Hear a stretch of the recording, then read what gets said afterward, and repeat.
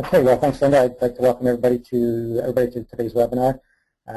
We've had a few things happening again this past week that raised some issues out in the field, so we're going to go over a few of those things to start with, and then we have Holly Derksen, who's going to be talking a little bit about Blackleg ID in canola, and then maybe some of the control measures that are out there, as well as some of the cereal leaf diseases. And I guess one of the reasons we're wanted to get that or talk about that this week was a lot of producers are going to be looking at doing some spraying over the next week here, and because a lot of the canola has emerged, and just just to talk about the benefits, I guess, of spraying for blackleg control when you're doing your herbicide application.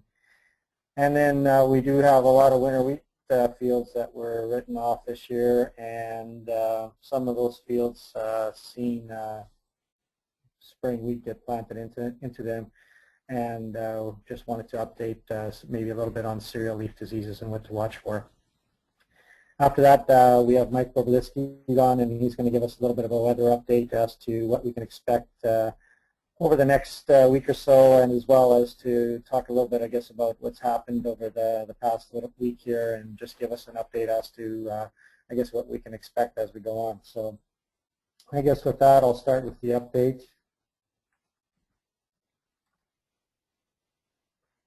And Elmer was able to get me some pictures of the winter wheat field that we've been watching, the ones that, it's amazing. I was going by a field yesterday that I thought was, almost going to make it sort of thing. It looked like it wasn't too bad, and yesterday I seen the guy out there reseeding it. So I think guys are still checking their fields and making decisions. But this field here, this was the picture from last week, and then this is the picture for this week. So you could see that probably needs spraying, or maybe he did do some spraying there. The weeds kind of look a little bit on the sickly side, but the winter wheat there in that field definitely looks like it's going to make it. So I guess that'll be one of the few fields in southwestern Manitoba this year that actually did make it through. So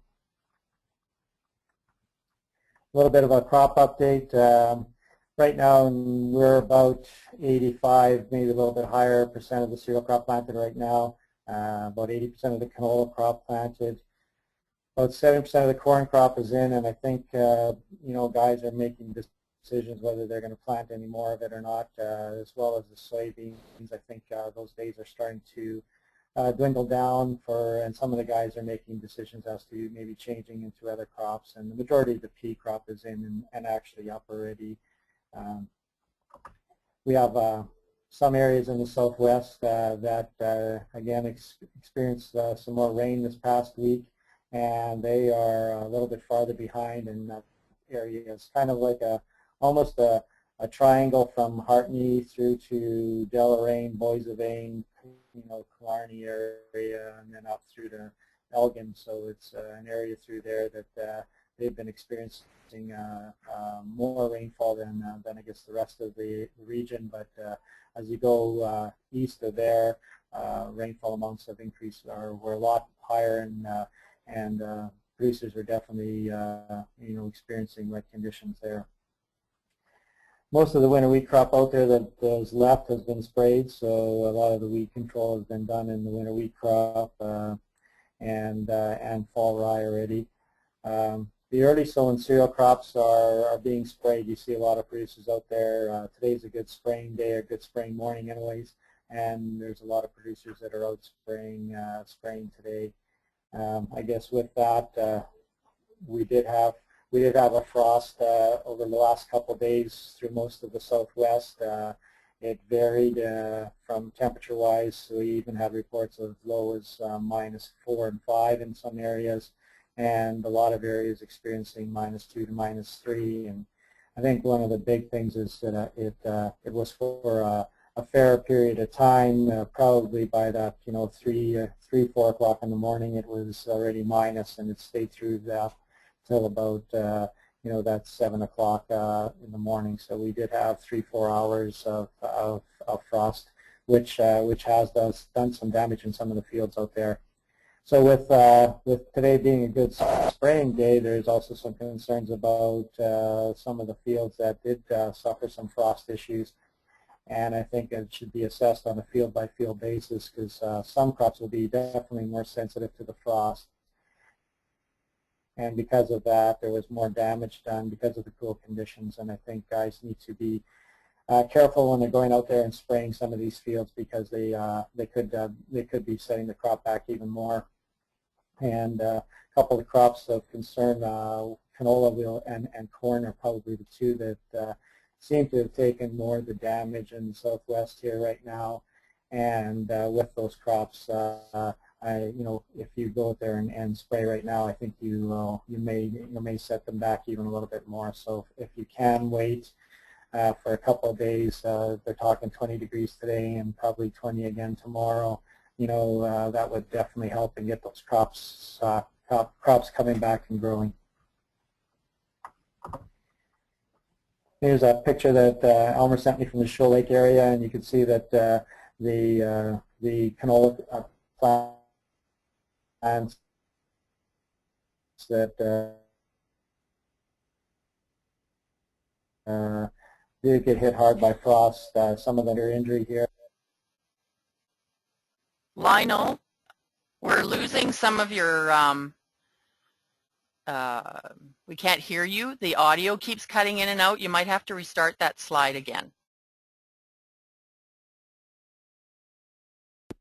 Just this past slide? Yes, just that slide. Okay.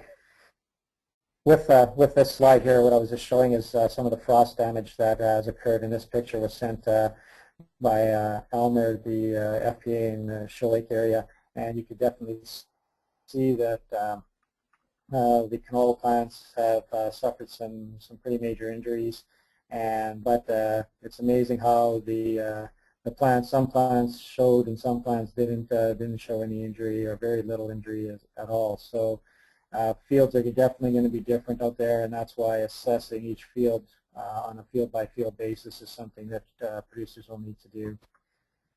Here's another picture, and you can see wherever there was straw cover, the soil was cooler, the temperatures were cooler at ground level, and because of that, some of these plants, definitely are showing some major damage.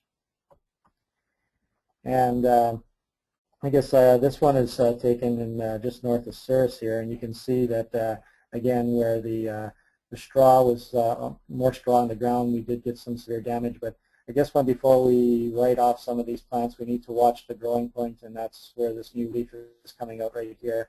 And if we see new growth in the next couple of days, we know those plants are going to make it. And so these plants here, even though they look pretty rough right now, there is still potential for them to make it through the frost. And this is where I was getting at, where if you have a field with plants that are looking similar to this, that you may want to hold off on spraying for a couple of days just to let those plants get back and get going. If you have severe weak issues on your field and you need to get out there, I think one of the things you should be looking at doing is not going at higher rates, especially if it's glyphosate canola. Basically try to go at a lower rate and then just be prepared to come back in and hit it at a later date. But if at all possible, I'd be holding off.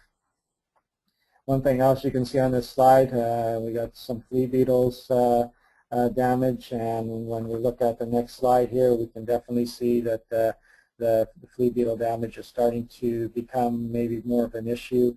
And I think as producers are watching their fields, we're going to be seeing more of this over the next few days. So that's something else to keep in mind. We ran into this problem last year where it kind of caught some guys by surprise. Some of this seed has been in the ground for 2+ weeks already, and because it's been there for that long, some of the insecticide has worn off. The flea beetle does need to take a bite out of the plant to pick up the insecticide, but we also know that after if we did start seeing a fair bit of damage, that maybe we're running low on the control. So I think it's something where producers are definitely going to have to keep an eye on this field for sure, because with the damage from the frost, and then you get feeding over the next couple of days. If it does get warm, we could see some damage showing up.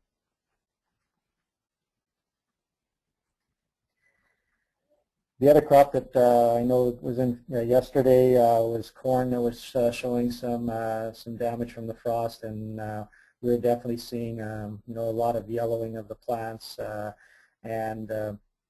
But the good thing about corn is at this time the growing point is still below the soil surface. So with the temperatures we had, we're going to see some sickly plants, but they should still all make it. And the area to watch is just to watch to see if there's new leaves emerging over the next couple days. If that's going to happen, then again, those plants are going to make it.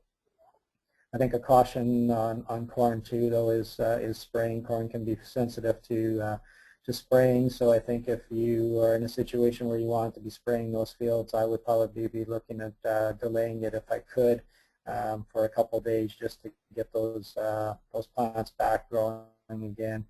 And if you absolutely have to, again, low rates, and probably if you're doing top-ups, that I would be looking at staying away from that.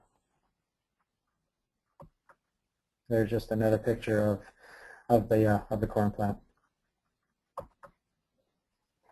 And Elmer sent this picture, and just to show you that how heavy the frost was in some areas. This is brome grass that is showing some frost issues, and again, just some areas were experiencing heavier frost. Lower lying areas probably experienced heavier frost. So that's again just kind of bringing home that issue that we need to be assessing each field by field to see where we can do some spraying. Regarding the canola, and I forgot to mention that I was getting calls yesterday about producers that were concerned that they might have to be looking at reseeding, and again, to start with, we probably need to wait a couple days, 2 to 3 days here to see if we're going to see some growth coming from the plant. If we see growth, the plant's definitely going to make it, and we're really not going to be able to make that assessment until 2 or 3 days from now. The other thing is, if you've got 2 to 4 plants per square foot at this time of year, it's probably in your best interest to leave the field and just to try to manage it, because if you were to work it up and reseed at this time of year, your yields you're probably not going to be expecting full potential anymore. You're probably in that 70 to 75% of what the crop potentially could have produced, and so in most cases, by leaving it, producers usually find out that they were farther ahead to leave it. And that was something that we experienced last year with producers that were reseeding because of flea beetle issues.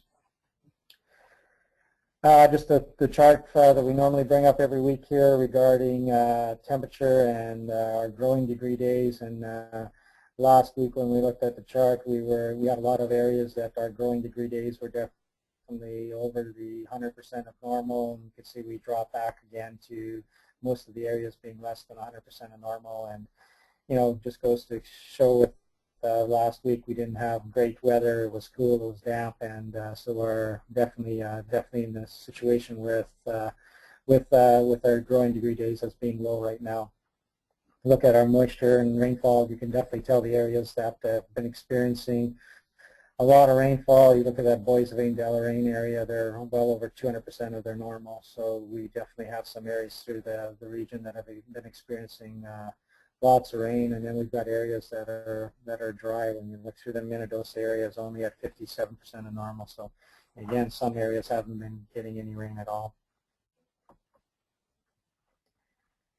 I guess with that, I'm going to finish the update, and I'm going to get Holly to come on. So Linda, if you can get Holly to come on. Okay, Holly, you just need to click on the button to show your screen. There we go. Can't get my PowerPoint. Oh, there we go. Okay, we can't see it yet. I know, I don't know. I can't see it yet either. It keeps Okay, what dinging at me. Okay. There we yeah. go. Okay. I got Okay. it. Is everyone going to hear me okay? Yes, we can hear you good. Okay. Good morning, everyone. So Lionel asked me to speak today on early season blackleg control as well as some cereal leaf disease issues, specifically if you're putting spring wheat back on maybe some destructed winter wheat crop. So I'm going to start with the blackleg control. So the key messages with blackleg, first of all, I'm sure you've heard it a million times, is that scouting is key. So really the methods that you use to manage blackleg, it really depends on the levels of blackleg you've had in the past. So get out there and scout and take a look to see what your levels are like. Really the key time would have been with your canola at the swapping stage last year to get a feel for how much blackleg you had. But also in early season, you can kind of assess your risk based on what you're seeing out there as well.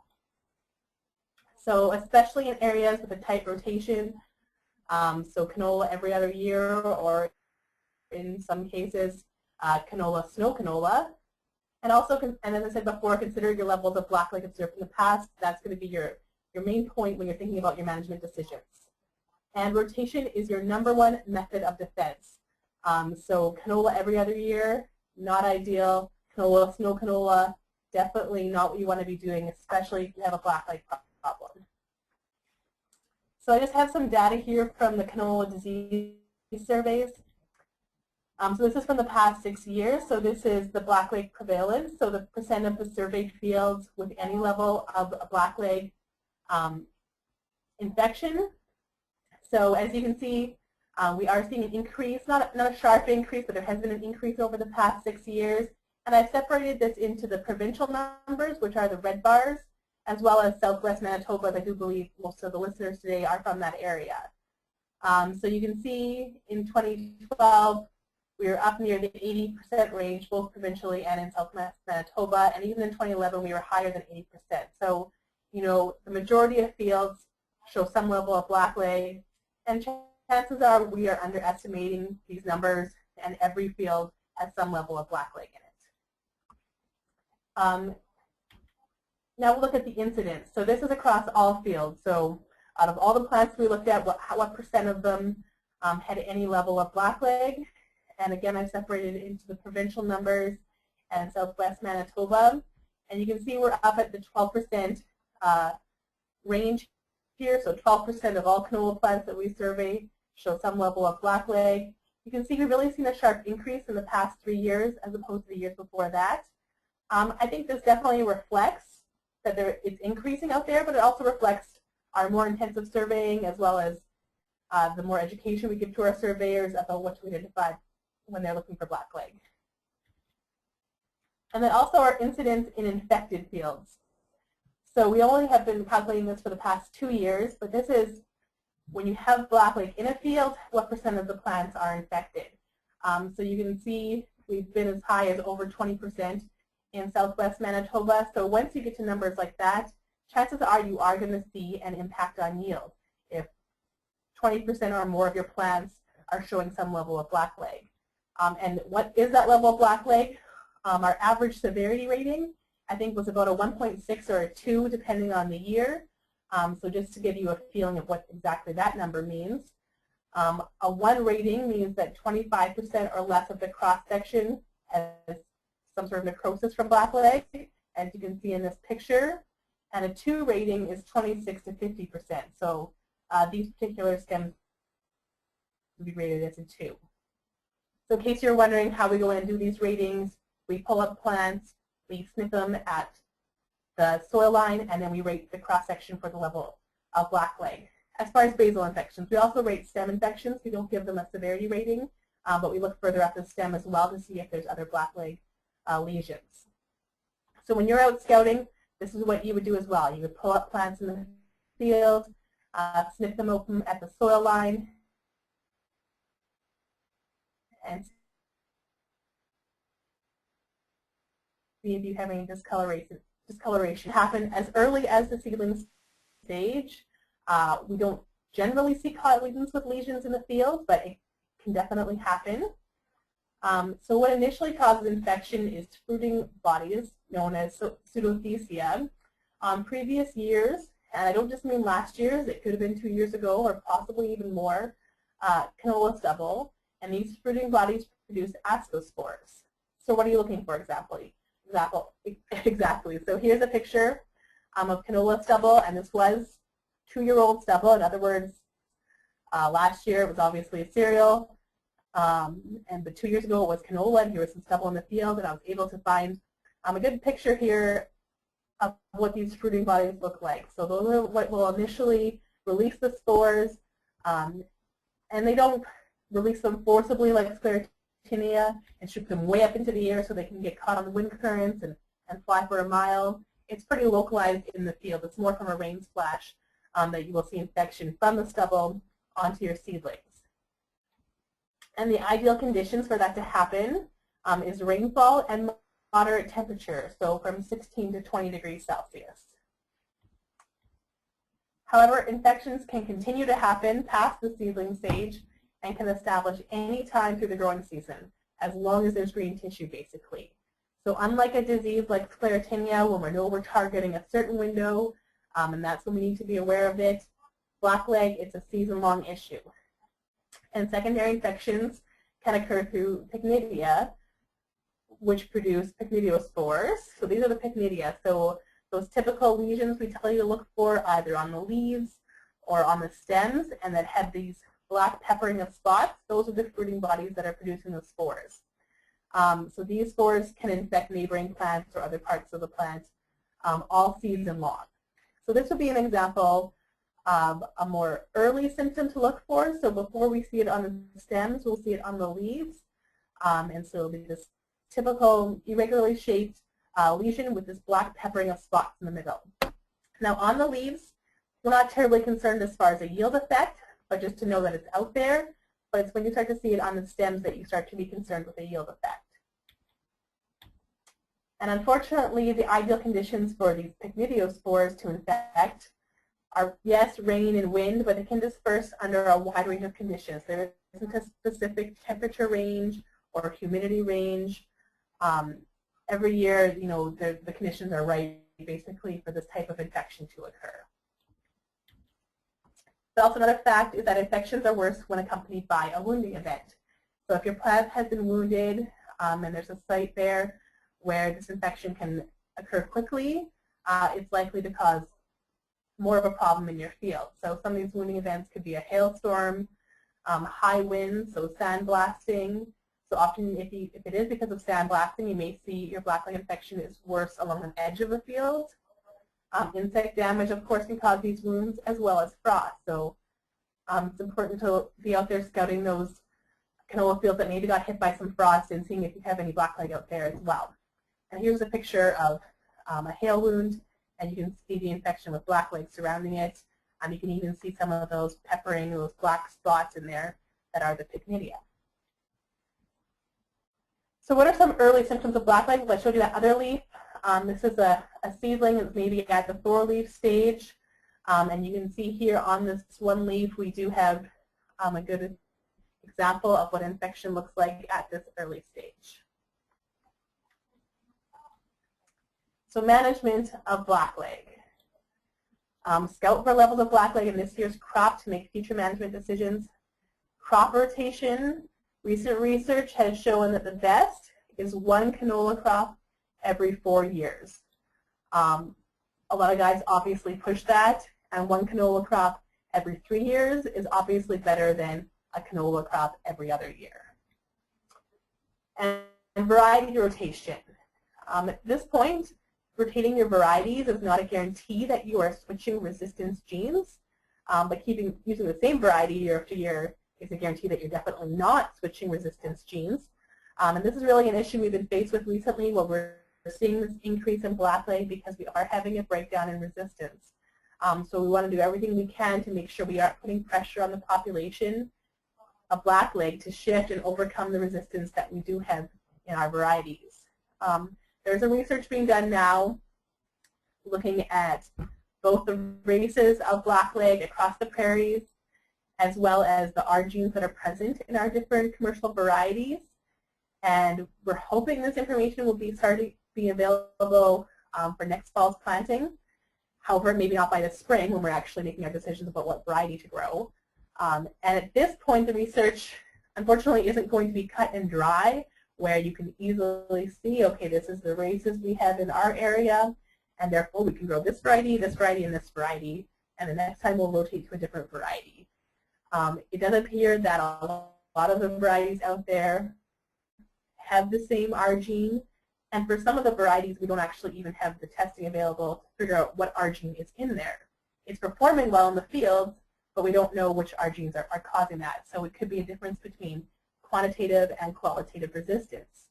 However, what's really important is that this research is being done, and it'll provide information to the different canola breeders and the canola breeding companies to know where we do have gaps as far as resistance and which races of the pathogen are out there. So in the future, hopefully they can make more informed decisions about which varieties they need to push through. And then the last management point I wanted to talk about that is kind of applicable at this time of year is that fungicide application. So there's also research being done on this at the University of Manitoba with Dr. Delantha Fernando. And some of the points he's come up with so far through the early stages of his research is, first of all, that 2 to 4 leaf stage is really the key timing to be hitting blackleg, or for best control of blackleg in canola. So I know some people say up to that bolting stage, but it's really up to that. The 2 to 4 leaf stage will get you the best bang for your disease control. Prochlorostrobin and azoxystrobin, so your strobies, reduce blackleg substantially. But to this point, the effect on yield has not been consistently proven. So out of his site years, I don't believe he's had a site year yet where he's had statistical significance in the differences in yield. Yes, he's had significantly different blackleg levels in these plots, but he hasn't had significantly different yields. So that's important to note as well. And for those of you that maybe don't recognize the active ingredients, prochlorostrobin and azoxystrobin, that's your headline, and your quadris, things like that. So they are the same group as well. So it's important to note that's important. You know, you don't want to be spraying strobies on your canola crop every year, year after year, because that too will put pressure on the blackleg population to shift and maybe develop a fungicide resistance. So what's my recommendation for a fungicide application? Have you had yield loss from blackleg in the past? And you will have known that from scouting your crop last year, figuring out your levels, and if your yield was unexpectedly low and then seeing that you had tons of blackleg, that could have been a contributing factor. Pushing canola rotation, so whether you're growing canola every other year or more frequently than that. And then also those favorable environmental conditions that I talked about earlier. So if these 3 things are true on your field, you may see some benefit from a fungicide application. However, generally, if you don't have all 3 of these things that are true, I don't recommend spraying a fungicide. So maybe before I go on to the next part of my presentation, if there are any questions about this blackleg part? I don't have any questions right now, Holly. Okay. Just a little note I put here as well to remind everyone that this Friday there's an early blackleg scouting clinic at 10 a.m. at the CMCDC farm in Portage. And you can contact Kristen Phillips from the Canola Council for more information. So I don't know if we'll have actual plants in these plots that are showing blackleg, but we'll have lots of pictures and also some stubble samples to show people and just to give examples of what you should be looking for when you're out there doing that early blackleg scouting. And if there are no questions, I'll move on to the next part. So wheat-on-wheat disease issues. So plant. Holly, just a second. I do have a question. Are there any timing issues in applying fungicide for blackleg after a frost? Blackleg after a frost. I don't know. Not that I know of. I guess you want to assess and make sure that your canola is worth spraying that fungicide on, first of all. So as what Lionel was talking about before, about waiting to assess your crop, waiting 48 hours or so. And above that, you know, they talk about different temperature regimes that are important for herbicide applications. With fungicides, it doesn't seem to be as important. I think the bigger thing would be waiting to make sure that your crop was worth spraying that fungicide on. But I can look into that more. Great, thank you. Okay, I'll move on to my wheat-on-wheat disease issues. So why is rotation important with plant diseases? Fungal diseases overwinter on plant debris or on alternate hosts. So an example would be winter wheat for some of the diseases, as well as grassy weeds in some cases. But the main thing is that they overwinter on the plant debris. So that's what we talk about rotation as far as important with these diseases. Rotating out of a cereal crop for 1 year will significantly reduce the disease impact. And for some diseases, that's all they say, is just for 1 year plant an oil seed or a pulse. But for more consistent results, you need to lengthen your rotations even further than that. So having a 3-year rotation or longer would be better. So which diseases in particular are we concerned about? The first is wheat streak mosaic virus, and I don't have any slides on this because I did give a webinar on this a couple of weeks ago about that green bridge, and as far as your winter wheat, scouting your winter wheat, and you need a 2-week period without any green tissue to ensure that the mite and the virus aren't spreading to the next crop.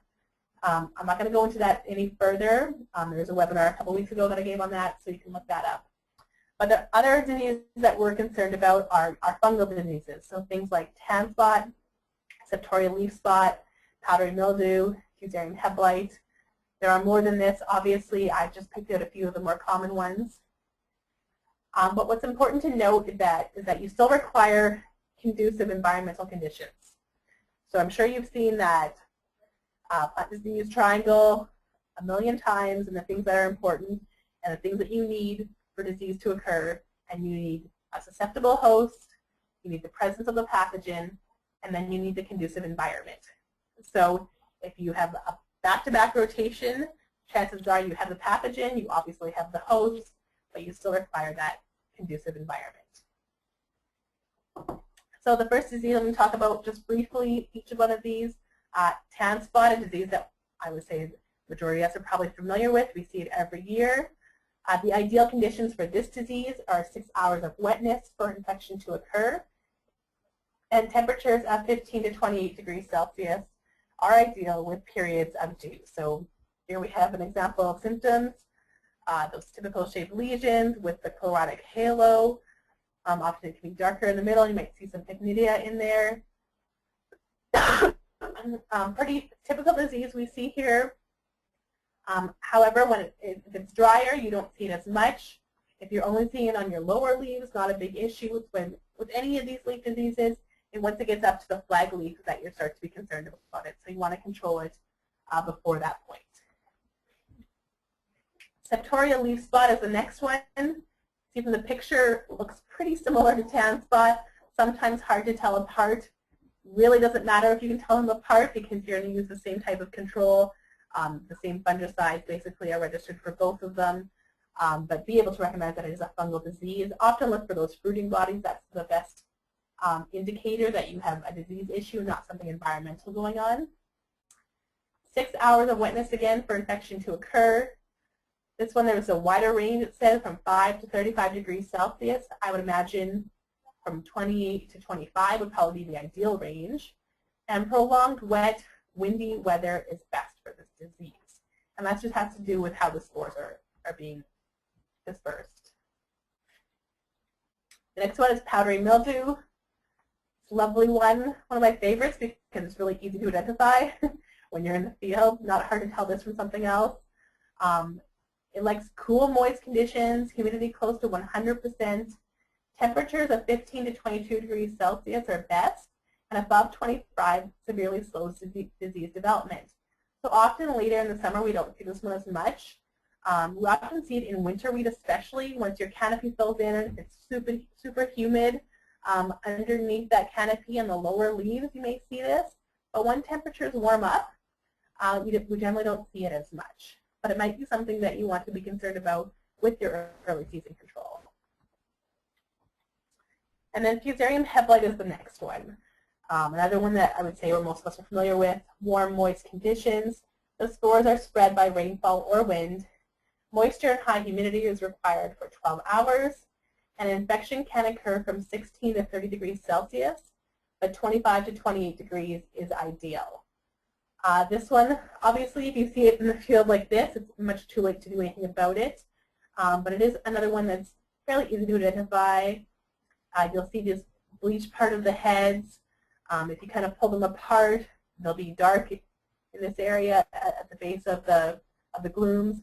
And then you may see orange or pink mycelium within these heads. That's a good indication of what you're looking at is Fusarium Blight. There is the question, maybe not so much in western Manitoba, because you did have higher levels of Fusarium Blight this past year in 2012. But for the rest of Manitoba, we've had 2 pretty low years for Fusarium Blight infections. And depending where you were in western Manitoba, you may have missed those key timing rainfalls. So there's the question of whether the level of inoculum out there has gone down. So I just have an example of a disease cycle for Fusarium Blight. So we have our crop residue, wheat, corn, etc., bearing fruiting bodies. They give rise to the spores, which for Fusarium Blight infect the flowering spikes. We have infected spikes, and of course it goes back to the crop residue. But we haven't had Fusarium Blight for a couple of years in some areas. However, we have had Fusarium root rot. And maybe some of you recognize this as well with those bleached heads, premature ripening, brown stems that we saw in the last couple of years. And it's important to know that the same pathogen causes Fusarium Blight as Fusarium root rot. So it's the same cycle where you had your crop residue. These spores aren't as important, it's more the asexual spores. And then they infect the roots and the crowns, give rise to those symptoms I talked about, and return the residue to the soil again. So even though we haven't had as much Fusarium Blight, I believe we still have more than enough inoculum out there to have an issue with it if conditions are right at that flowering timing this year. So I've kind of talked about wheat on wheat issue, but is there an added risk with spring wheat on tilde winter wheat? There's a few questions. First of all, was winter wheat exhibiting any disease symptoms prior to destruction? So I imagine you were out there looking at it a number of times trying to decide whether or not you're going to till it up. So you would have noticed if there were any disease symptoms. With added risk and conducive environmental conditions, you may want to consider a fungicide application at the herbicide timing. And this is a grower by grower decision. Some growers do this a lot, do this every year, swear by it. Figure they're going in for their herbicide anyways, they'll throw some tilt or whatever into the tank. For those of you that maybe are less sure about it, definitely, and even for those of you who are convinced it works every time, I would consider leaving a test strip. And when it comes to harvest time, seeing if you did get that, enough of an improvement in your yield to pay off that fungicide application. Yes, you're making that pass on the field anyways, but fungicide is not free. You may think it's cheap sometimes, but it's not free. So consider leaving that test strip and seeing if it was really worth it for you. Especially, if this is an unnecessary application, we are always thinking about something like resistance management and making sure we have these fungicides for when we do need them, for our flag leaf stage and later. So consider that as well. So there were a couple of diseases that I didn't mention and you may be wondering about. First one is rust. Spores blow in from the south, and we're really dependent on the arrival of these spores, how much blows in, the timing of when they blow in. Rotation will not help with this. Doesn't matter if you grow wheat every year. You may have issues with lots of diseases, but you may not have rust one year. And the other one I didn't mention was root rot, except for in my Fusarium life cycle there. Most of the root rots, like Fusarium, Rhizoctonia, Pythium, have many alternate hosts. So even if you have a great rotation, including oil seeds and pulses, and even forages, these pathogens can survive on all those hosts. So they're still building up in the soil, they're still there in the soil, they're endemic. regardless of what your rotation is. Also, most of them are soil-borne, not stubble-borne, so things like stubble management don't play as big of a role with root rots. The only two diseases I can think of root rots that there is some potential for issues with are take-all or common root rot, because they are more specific to the cereal host, and with take-all it is stubble-borne, but with common root rot it's still soil-borne. So are there any questions about that? I just have a couple of notes here as well. The MAFRI weekly insect and disease updates have started again, so check those out on the web. If you aren't getting the weekly updates from John Wroblewski, you can email him or myself and we'll set you up with that. Also the Crop Chatter blog, when there have been disease issues that have popped up across the province or really any crop production issues, they go on our Crop Chatter blog and you can feel free to submit questions to that as well. And then our Fusarium headlight risk forecast will be happening again this year. They haven't started at this point yet. We're still waiting for winter wheat to get close to that heading and flowering stage. But once we do, then we'll start up the risk forecast again. Okay, Holly, I do have a couple of questions here. Is spraying fungicide for blackleg preventative, or does it get rid or stop the spread of blackleg, which has already infected plants? It's preventative. So, you know, you would be out there scouting. If you're seeing a high infection at that seedling stage, spraying is not going to help you. If you only see the odd plant that's infected, you can still protect all the ones that aren't infected, basically. But it is preventative, and it only lasts, you know, how long does the fungicide last? We say 2 weeks maybe. So as I mentioned before, blackleg can infect throughout the entire season. So you're getting 2 weeks of coverage from that fungicide application, but you may still see blackleg move in later in the season. Okay. Is there an economic benefit on spraying half-rate tilt on wheat at 2 to 5 leaf stage on a canola, oat, wheat rotation? Depends who you ask. Unless they're, you know, I rarely recommend it, basically, is what I should say. So I guess that means that I don't think there's an economic benefit for it. However, there are guys out there that swear by it. So if you are considering it, absolutely leave a test strip. But at this point, I haven't seen enough data to support it and make that recommendation, you know, province-wide. Okay, thank you. That's all the questions I have. Lionel, did you have anything? Actually, no, that was good. Thanks, Holly. And maybe we could turn it over to Mike, Linda, and we can get the weather forecast. Okay, Mike, whenever you're ready, you just need to click the button to show your screen. There you go. We can see your screen now.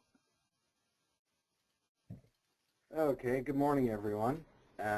Lionel kind of gave you a heads up of the conditions in the Southwest in the last week, so I'll kind of just try to generalize that. Let me minimize that. Hopefully everybody can see this screen. This is the last 7 days of rainfall.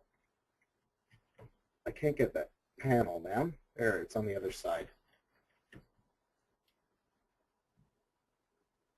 There we go. So taking a look at the Southwest, most of it's in the 30 to 50 millimeter the last 7 days, but you can see some areas that are a bit heavier around the Reston area. But usually in May, we usually receive about 50, 60 millimeters of rain. Obviously, we got that in 1 week, and a lot of the locations are really starting to push the percentage-wise, so I'll try to show you those. I'll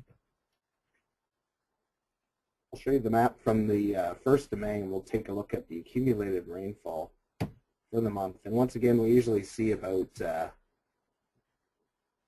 50 to 60 millimeters. So this is quite the stretch. Here we go. Okay, everybody can see that hopefully better.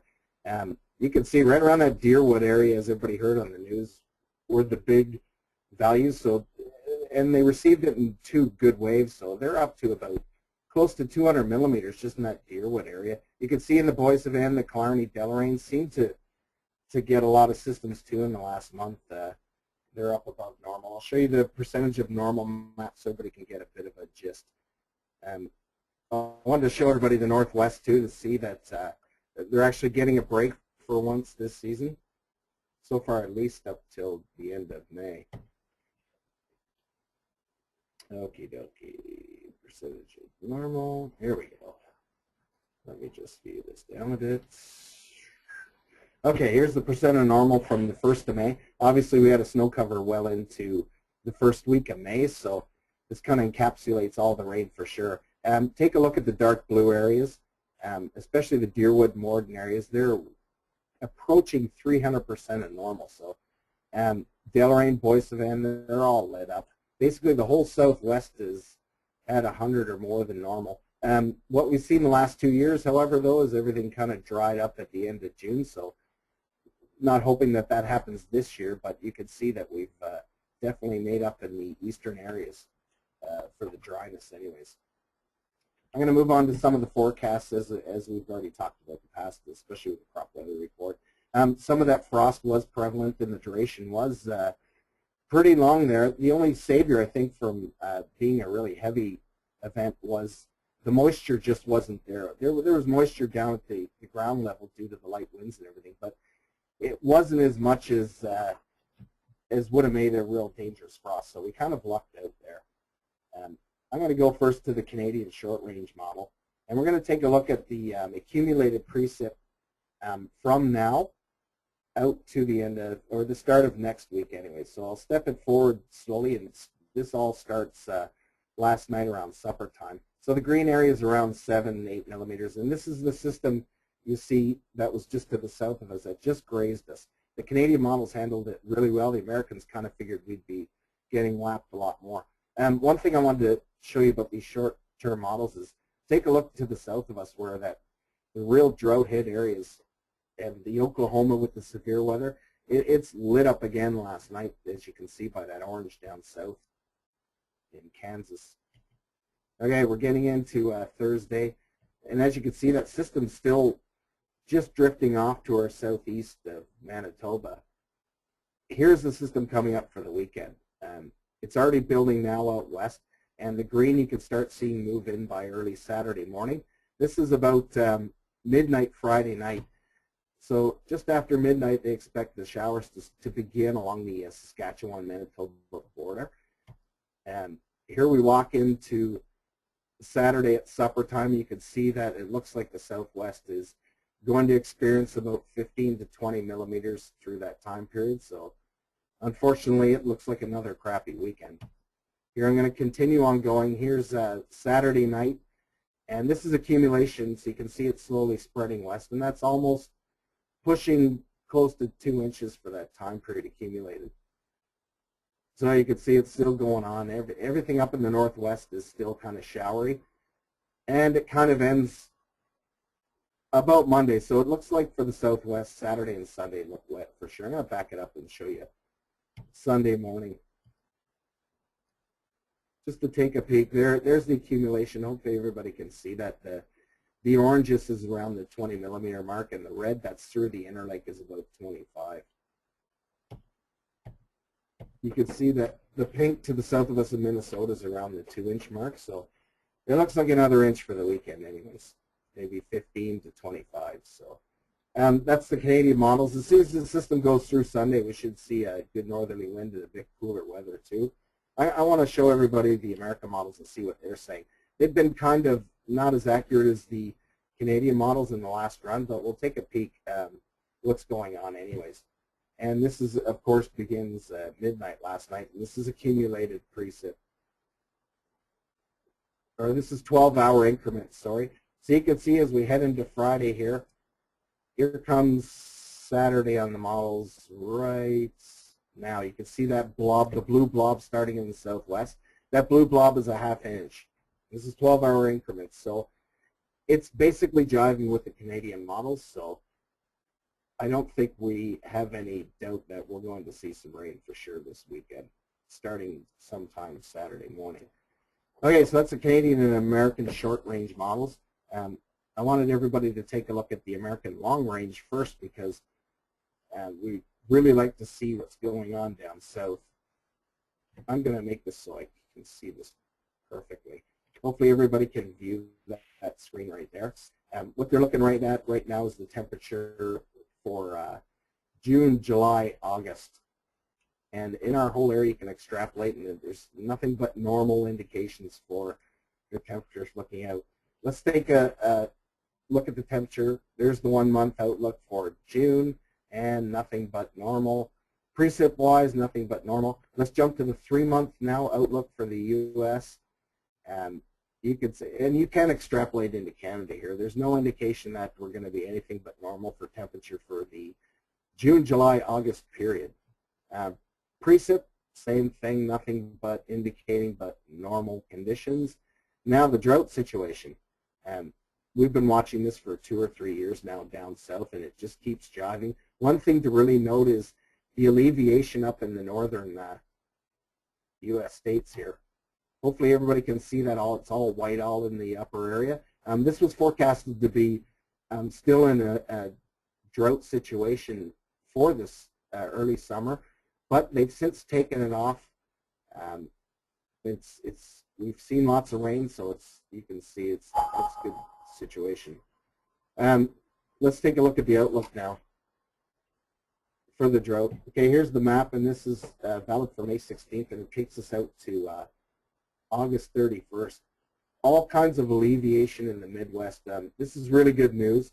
It was forecasted to still be in the brown, this whole Midwest, so things are looking up, and it's almost off the map for North Dakota, except for a small little improvement thing going right through the middle of the 2 states. So this is a really good thing. One bad thing, obviously, is West Texas still continues to be dry, but that alleviation through that big swath of the Midwest is a really good sign, especially in Kansas and areas such like that. Okay, let me get back to where I was looking.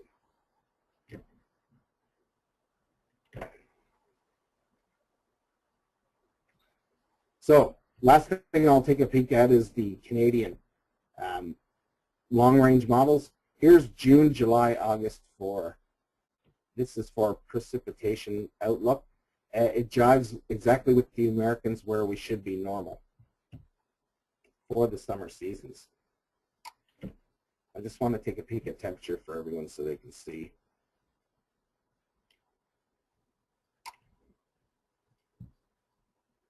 Oh. There we go. Here's the temperature outlook for June, July, August. Nothing but normal conditions for temperature too. So just to recap, both models are indicating nothing but normal situations for the remainder of the growing season. So these are all good signs. Coming right up into the spring, the Canadian models were indicating that we'd be below normal again in terms of precip and above normal in temperatures, and that's obviously kind of held right back, and it's just there's no sign of the hot temperatures that we kind of expected in the winter and earlier in the spring. So all good news in terms of the drought situation for sure. Just looking back on the crop weather report, just to quickly summarize, the percentage is normal. As you can see, some of that Deloraine area up in the middle 200s. Once again, the normal rain is about 50-60 millimeters for May. It really bumps up in June. We're starting to get into severe weather season, and as everyone knows, we can see thunderstorms that can drop up to 4 inches in an hour, as we saw up in Grandview last year. So far, it's been really quiet on the convective severe weather front in Canada.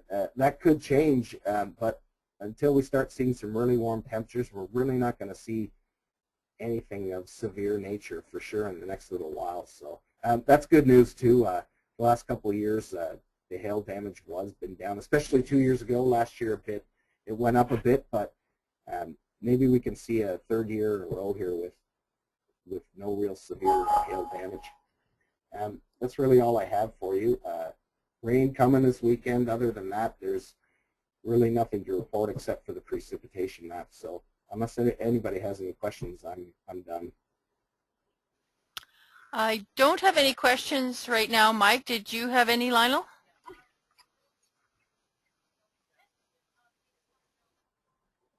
One question for you.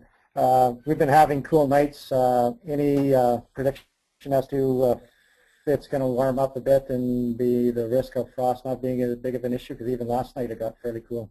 Yeah, it's good that you mentioned that, Lionel. I think last night another one of the saviors, if you'll notice that the humidity, we've had really good drying conditions the last 2 or 3 days, and the humidity's been hanging in the 30%. So it really helps that to keep away from the risk of frost when that happens, because obviously the air has to really cool, and if there's no real moisture in the air to start off with, it has to cool quite substantially for saturation to occur. So in the outlook, as you can see, our temperatures are a bit below normal.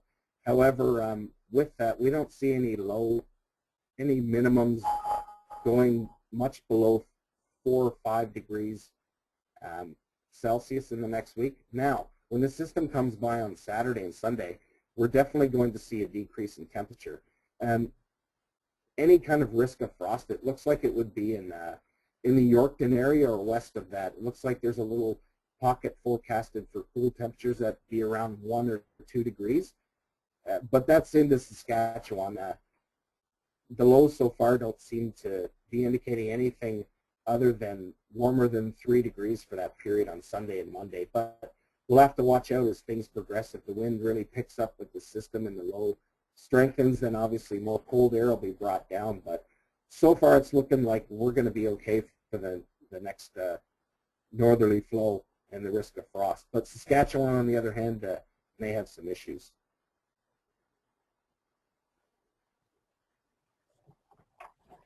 Okay, well, that's it for my questions too, Mike. So thank you for coming on, and I guess Linda, if you show my screen, great.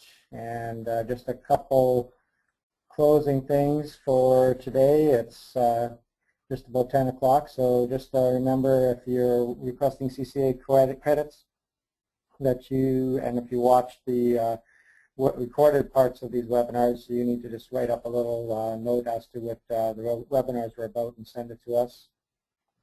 And our contact information, myself and Linda, and then the other FPAs in the Southwest and South Parkland area. So I guess with that, we'll end the webinar today. I'd like to thank Mike and Holly.